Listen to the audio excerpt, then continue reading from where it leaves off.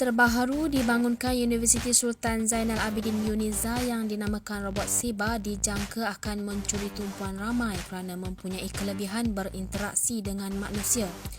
Robot kedua selepas robot Nasim yang pernah diperkenalkan sebelum ini dicipta khas bagi Karnival Jom Masuk Institusi Pengajian Tinggi pada 14 hingga 15 Mac depan bagi zon Terengganu di Stadium Tertutup Gom Badak.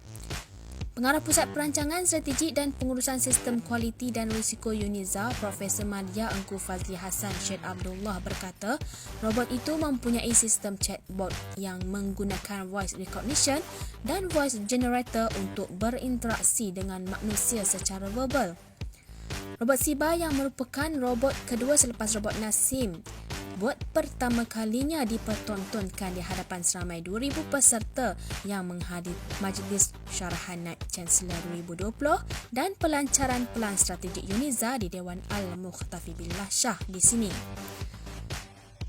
Engku Fazli Hassan yang merupakan Ketua Kumpulan Mechanical Electronic Computing and Art Research Group MECA berkata pembangunan robot yang dicetak menggunakan teknologi cetakan 3D itu memakan masa selama 9 minggu bermula 12 Januari lalu.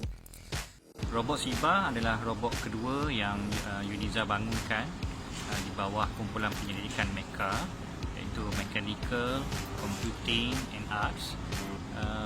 Hasil kerjasama Fakulti Informatik, Inovatif dan Reka Bentuk dan juga Fakulti Informatik dan Komputeran. Robot ni sebenarnya kami bangunkan khas untuk Karnival Jom Masuk ITT pada 14 dan 15 Mac untuk zon Terengganu di Stadium Tertutup Gom Badak. Jadi robot ni adalah pasangan kepada robot Nasim yang telah kita bangunkan pada tahun lepas. Ciri-ciri dia hampir sama. Tapi robot Siba ni sebab kita dah ada pengalaman yang pembangunan robot Nasim first tahun lepas. Tahun ni robot Siba kita perancangan tu lebih detail dan functionality dia lebih banyak lagi lah. Robot Siba dia mempunyai kemampuan untuk bercakap, berinteraksi dengan orang. So kita memang ada masukkan teknologi voice recognition kat dalam dia. So dia boleh bercakap dan berinteraksi dengan orang ramai lah pada Karnival Jom Masuk ITT nanti.